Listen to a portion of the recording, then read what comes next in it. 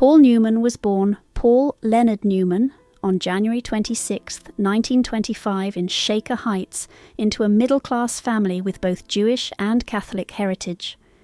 From a young age, he showed a natural affinity for performance, participating eagerly in school plays and local productions. Like many of his generation, his adolescence and early adulthood were shaped by World War II, during which he served in the US Navy as a radio operator and turret gunner in the Pacific Theatre.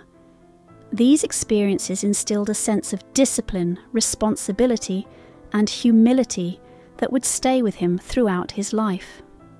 Following the war, Newman pursued higher education, studying at Kenyon College before refining his craft at Yale University and the Actor Studio in New York under the mentorship of legendary instructors such as Lee Strasberg.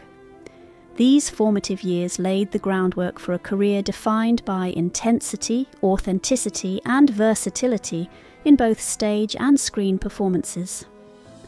Rise to stardom in the 1950s. Newman's breakthrough came during the 1950s, a period when Hollywood was exploring new forms of realism and character-driven storytelling.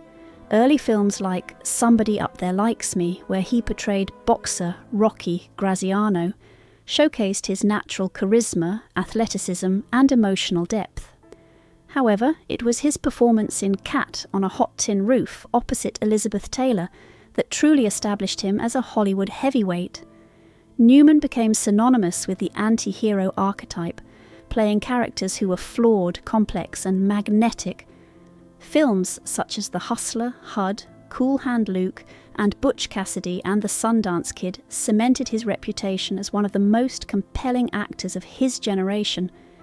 His piercing blue eyes, quiet intensity, and understated charm made him both a critical favourite and a popular heartthrob, demonstrating that artistry and charisma could coexist on screen. Mastering versatility in the 1980s and 1990s, by the 1980s and 1990s, Newman had firmly established himself as a versatile actor capable of exploring a wide emotional range. In The Verdict, he demonstrated his dramatic depth, portraying a morally conflicted lawyer with remarkable authenticity. This was followed by The Colour of Money, directed by Martin Scorsese, where he reprised the role of pool hustler Fast Eddie Felsen. The performance was celebrated for its nuance, world-weariness, and subtle humour, earning Newman the long-awaited Academy Award for Best Actor. Later, in Nobody's Fool, he portrayed the small-town everyman Sully Sullivan, a gruff yet tender character reaffirming his ability to blend humour, pathos, and authenticity. Across decades, Newman's performances retained an emotional realism and complexity that few actors could match, cementing his legacy as one of Hollywood's enduring icons. Racing, entrepreneurship, and philanthropy. Outside of acting, Newman led a remarkably dynamic and philanthropic life. He was a passionate auto racing enthusiast, competing professionally during the 1970s and 1980s, and co-owning Newman/Haas Racing. He often remarked that racing gave him a sense of exhilaration and focus that complemented his acting career. Perhaps even more remarkable was his charitable vision. In 1982, Newman co-founded Newman's Own, pledging to donate all profits to charity. What began as a modest salad dressing business grew into a global enterprise, eventually generating over $600 million in donations. He also founded The Hole in the Wall Gang camp, providing summer retreats for children with serious illnesses. These efforts demonstrated Newman's belief in using fame and resources to make a meaningful difference, adding a layer of humanitarian legacy to his already distinguished career. Personal life and enduring partnership. Newman's personal life was marked by deep devotion and stability, a rarity in Hollywood. After a brief early marriage to Jackie White, with whom he had 3 children, he married Joanne Woodward in 1958, beginning a union that would last 5 decades. Their first collaboration on The Long Hot Summer revealed not only on-screen chemistry, but also a profound off-screen connection. Together they had 3 daughters and built a life defined by mutual respect, loyalty, and shared artistic values. Their partnership, both professional and personal, became an emblem of enduring love, stability, and creative synergy. Newman famously described their marriage with humour and warmth, emphasizing trust, fidelity, and the simple joy of shared life, stating that he had stake at home rather than seeking excitement elsewhere. Their enduring relationship is celebrated as one of the most inspiring examples of commitment in the entertainment industry. Conflict and rivalry with Richard Burton. Despite his generally calm and measured demeanour, Newman harboured a strong personal dislike for Richard Burton. This animosity was rooted less in professional rivalry and more in Burton's personality and behaviour. Newman reportedly found Burton's flamboyant public persona, indulgence in excess, and egocentric tendencies insufferable.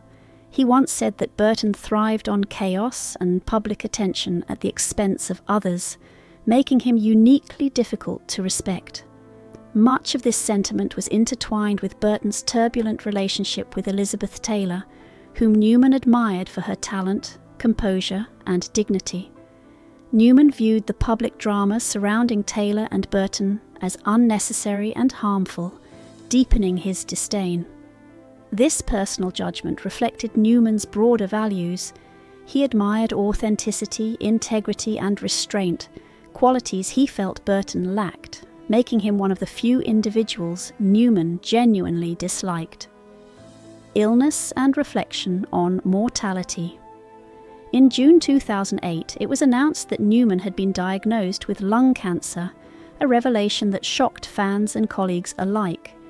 He had been privately managing the illness for approximately 18 months before making it public, demonstrating his characteristic humility and desire for privacy.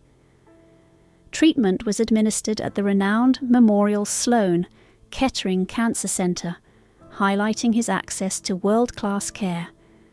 Newman's battle with cancer carried added poignancy, given his history as a lifelong smoker, a habit he had ceased in 1986. Despite the diagnosis, he continued to engage with philanthropic work, underscoring his resilience and dedication to causes beyond himself. The announcement sparked reflection on the intersection of personal choices, public persona, and the responsibility of using one's platform for positive impact, reinforcing the human complexity behind the legendary figure. Legacy and enduring impact. Paul Newman passed away peacefully at his home in Westport on September 26, 2008, at the age of 83, leaving behind a legacy of artistic brilliance, philanthropy, and integrity. His cremation and private funeral reflected the understated approach he often favoured in personal matters. Newman's influence extends far beyond his films. His commitment to charitable causes, his exemplary marriage to Joanne Woodward, and his ability to balance fame with authenticity make him a rare model of enduring success in Hollywood. Fans, colleagues, and future generations continue to celebrate his multifaceted contributions, from iconic performances to humanitarian innovation. Newman's life demonstrates that excellence in one's craft can coexist with compassion, integrity, and a commitment to leaving the world better than one found it, ensuring that his legacy endures across both cinematic and humanistic spheres.